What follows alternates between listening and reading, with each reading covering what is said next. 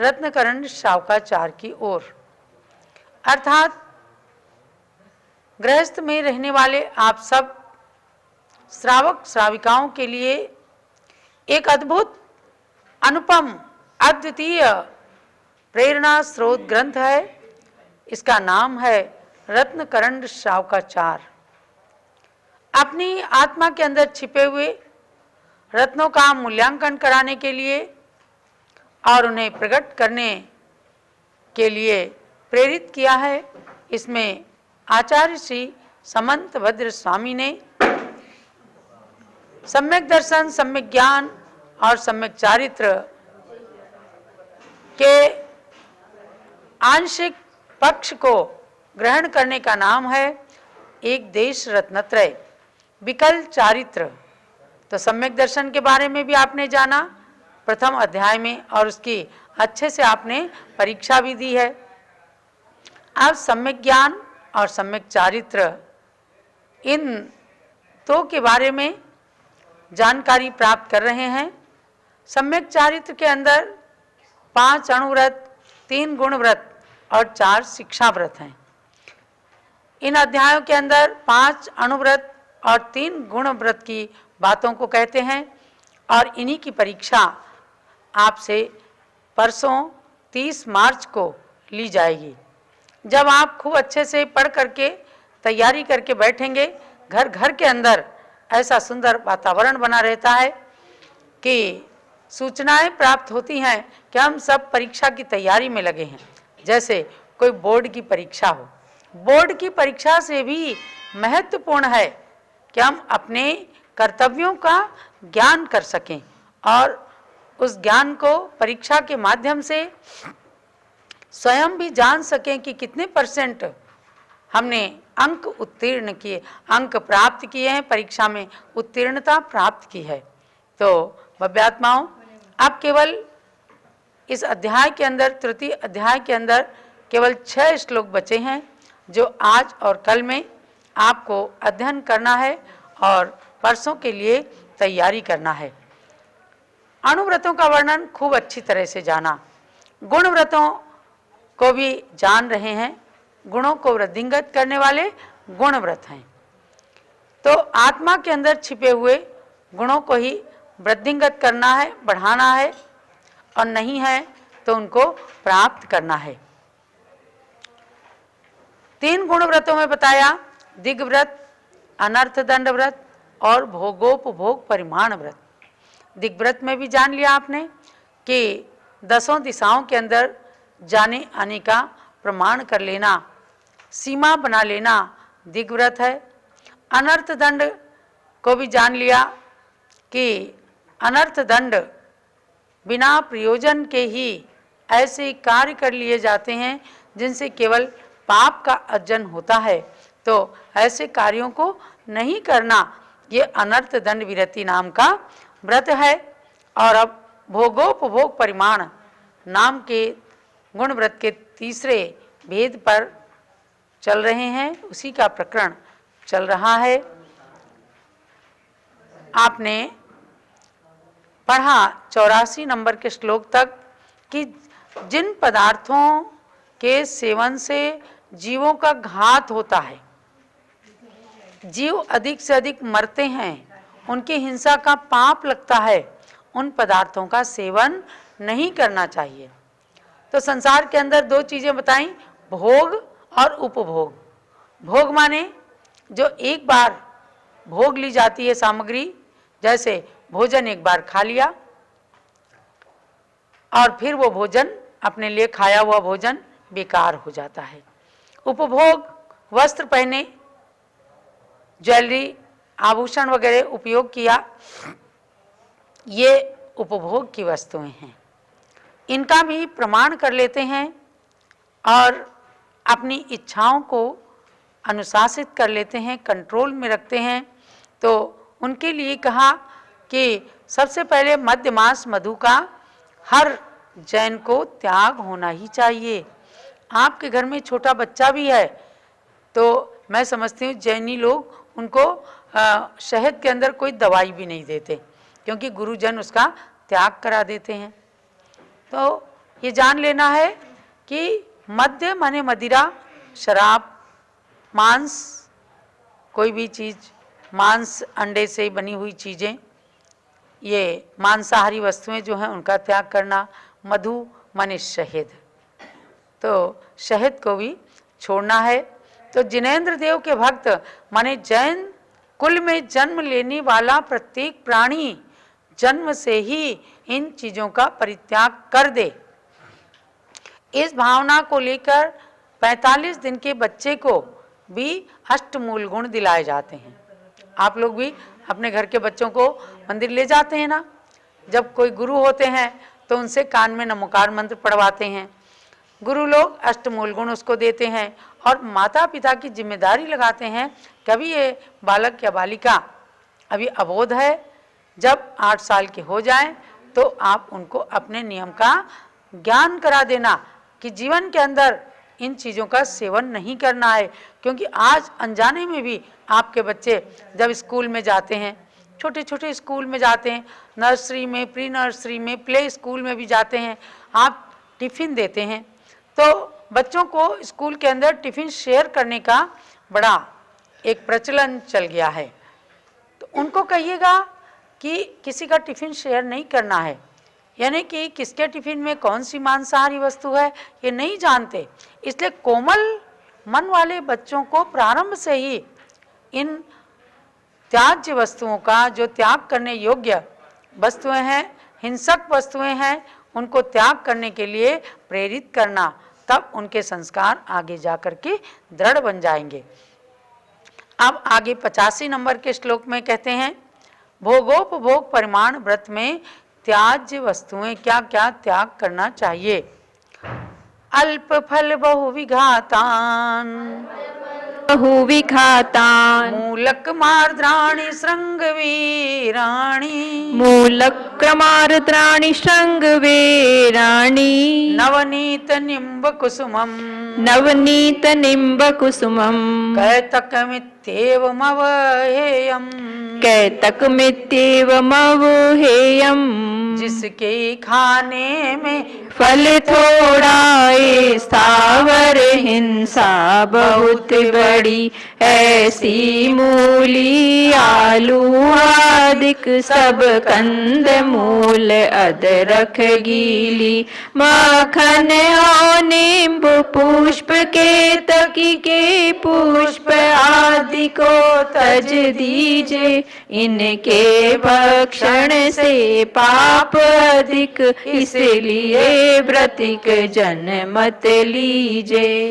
बहुत ही सरल भाषा के अंदर आचार्य देव ने बताया, अल्प फल, जिनके खाने में फल तो थोड़ा है। फल का मतलब लाभप्रद तो कम है, लेकिन जीव हिंसा ज़्यादा है। ये क्यों बता रहे हैं कि श्रावक श्राविकाएं गृहस्थ में रहने वाले स्थावर हिंसा के त्यागी नहीं होते हैं, वे त्रस हिंसा के त्यागी होते हैं। लेकिन स्थावर में भी आप समझो कि स्थावर माने एक इंद्रिय जीव, जैसे सब्जी, फल, अनाज वगैरह जो खाते हैं, तो खेत में उगने वाले सभी चीज़ें एक इंद्रिय जीव के घात से ही पैदा होती हैं। तो उन वस्तुओं को खाने का अपने को विधान है। लेकिन अल्प फल व विघातान का मतलब ही ये है कि जिनके खाने में लाभ तो कम है और स्थावर हिंसा बहुत बड़ी है। ऐसे मूली, आलू वगैरह, मूलक मार्द्राणी श्रृंग वीराणी, यानी मूली, आलू, कंदमूल के जो आर्द्राणी, गीली अदरक, जो सोंठ बन जाती ना, अदरक को सुखा करके सोंठ बनती है, लेकिन सुंठिका नाम से सोंठ को मूलाचार आदि ग्रंथों के अंदर भी उपादेय माना है, इन्हें ग्रहण करने योग्य हैं, क्योंकि वो लकड़ी की तरह वो चीज़ सूख जाती है। और कोई चीज़ ऐसी नहीं, एक हल्दी और एक अदरक, ये दोनों बिल्कुल लकड़ी की तरह सूख जाती हैं और दोबारा ये गीली नहीं होती, इसलिए इनको लेने का विधान बताया। इसलिए आर्द्राणी शब्द पर ध्यान देना। आर्द्र माने गीले, तो गीली अदरक जो है उसको नहीं लेना, यानी इनके अंदर क्या है, एक इंद्रिय स्थावर जीवों का ही घात है, लेकिन इनमें बहुत ज़्यादा घात है। बहुत ज़्यादा घात का मतलब क्या है कि इसके अंदर कहा गया कि एक निगोद शरीरे जीवा दवप्पमान दो दिट्ठा सिद्धेम अनंत गुणा सम्मेण वितीत कालेण। इसका मतलब क्या है कि जिन वस्तुओं के खाने में त्रस्त जीवों का घात होता है वे तो त्याज्य है ही, उनका तो त्याग करना है, कहा ही गया है।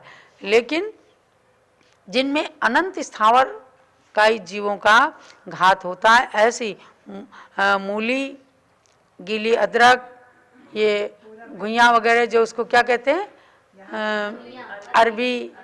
अरबी और कचालू वगैरह जो है, और गाजर, ये सब चीज़ें बहुत सारी जो कंदमूल हैं, शकरकंदी, इन चीज़ों का इसलिए त्याग करना चाहिए कि अंगुल के असंख्यातवें भाग बराबर अवगाहना के धारक एक निगोदिया जीव के शरीर में सिद्धों के और समस्त भूतकाल से अनंत गुणित जीवों का विघात होता है। आप देखो इसको कैसे जानेंगे। भगवान की वाणी में ये कहा गया केवल इतने से ही नहीं है, लेकिन आप एक गाजर के बहुत सारे टुकड़े कर दीजिए। आप किसी वनस्पति में जैसे संतरा है, नींबू है, इनके एक एक बीज से एक वृक्ष उत्पन्न होगा, लेकिन एक गाजर के आप 1000 टुकड़े कर दीजिए और उसको बो दें तो 1000 पेड़ लग जाएंगे। ये क्या है? ये कंदमूल की वनस्पति की विशेषता होती है। तो लोग जिह्वा इंद्री की लोलुपता के कारण अल्प सुख के लिए इन चीज़ों को खाते हैं। अब गाजर का हलवा लोग कह देते हैं, अरे गाजर का हलवा खाते हैं, आप जरा पपीते का हलवा खा के देख लीजिए, अच्छा लगता है। लेकिन गाजर के हलवे में बहुत जीवों का घात हो गया, तो इससे अनंत स्थावर जीवों का घात हो जाता है। इसलिए कहा कि बहुत सारे स्थावर जीवों का घात करने वाली ऐसी स्थावर कायिक जीवों के संबंधित वनस्पति का भी त्याग करना है। श्लोक के अंदर भी ये दे दिया। और नवनीत निम्ब कुसुमम, नवनीत माने मक्खन, दूध से मक्खन निकाला गया तो वो अंतर मुहूर्त में ही, फिर जिसे लोनी कहते हैं, मक्खन कहते हैं ना, क्रीम निकाल लेते हैं आज, तो अंतर मुहूर्त के बाद उसमें जीव उत्पन्न हो जाते हैं। इसलिए अंतर मुहूर्त के बाद उसको नहीं लेना। अब ये किसके लिए कहा है? ऐसा दूध जो निकलने के बाद 48 मिनट के अंदर गर्म किया गया है। तो मर्यादित दूध से जो दही जमाया जाता है, उसकी जो लोनी, मक्खन, क्रीम निकाली जाती है, या 48 मिनट के अंदर ही क्रीम निकाल ली गई, या 24 घंटे के अंदर जो दूध गर्म कर दिया जाता है ना, उसकी 24 घंटे की मर्यादा हो जाती है। तो ऐसे मर्यादित दूध, बाकी अमर्यादित दूध है तो उसके तो हरदम उसके अंदर जीवों का घात ही घात है। यहाँ व्रती जीवों की बात चल रही है। व्रतियों के लिए मर्यादित दूध दही का उपयोग करना ही कहा गया है। उनके लिए कहा गया कि अंतर मुहूर्त से ऊपर चला जाए तो ऐसा मक्खन भी नहीं प्रयोग करना है।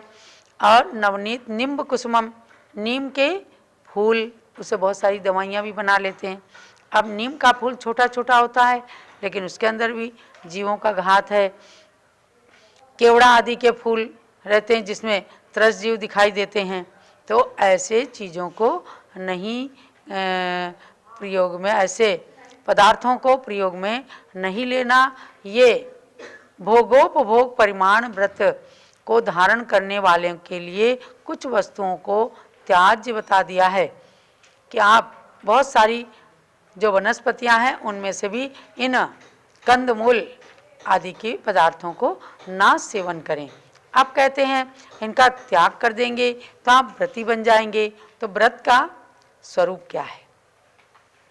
यदनिष्टम तद्व्रतयेद्यनुपसेव्य में तदपि जहियात्। यदनिष्टम तद्व्रतयेद्यनुपसेव्य में तदपि जहियात्। अभिसन्धिकृता विरतिर्विषयाद्योगाद् व्रतं भवति।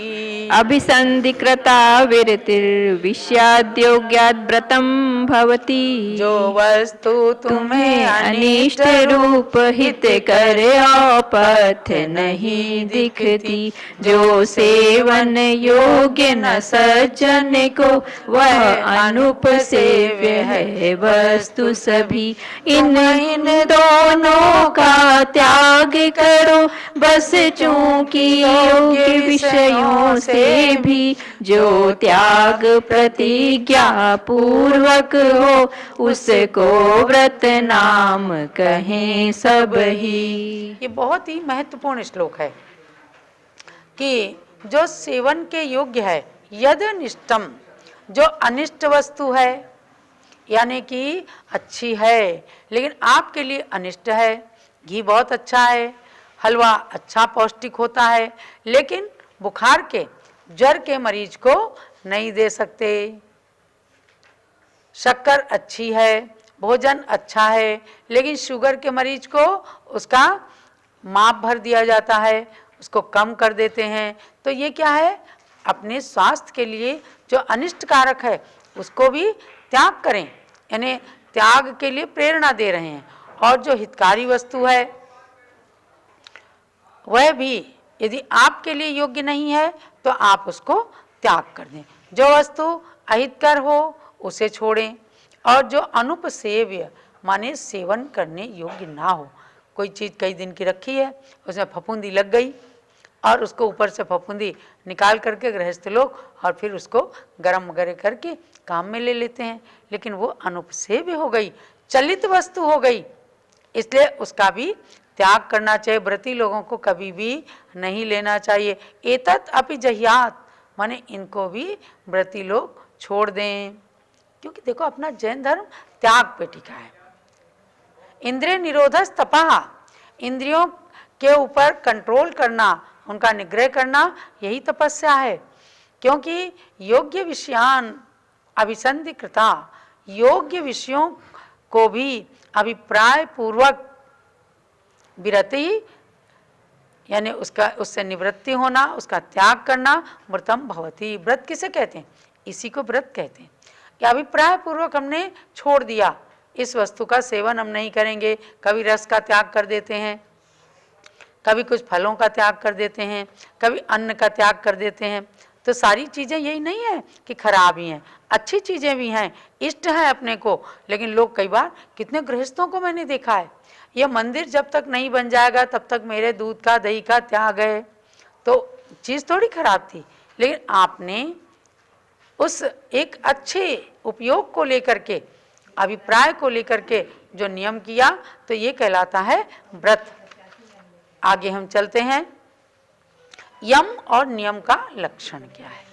नियमो यमश्च विहतौ, नियमश्च विहितौ, द्वेधा भोगोपभोग संहारे, द्वेधा भोगोपभोग संहारे, नियमः परिमित कालो, नियमः परिमित कालो, यावज्जीवं यमो ध्रियते, यावज्जीवं यमो ध्रियते। भोगोपभोग के विषय त्याग में दो प्रकार ही माने हैं, जो नियम और यम नामों से सब जग में जाने जाते हैं।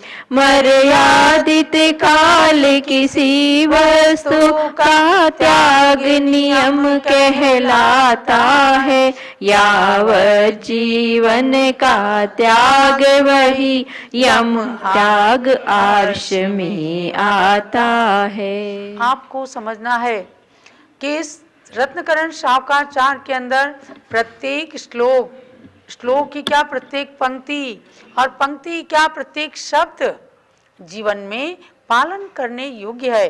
कितना प्रैक्टिकल ज्ञान इसके अंदर आचार्य देव ने दिया है। बताया कि नियमो यमश्च विहितौ, नियम और यम दो प्रकार के चीजें होती हैं। व्रत दो तरह के होते हैं, एक नियम रूप और एक यम रूप।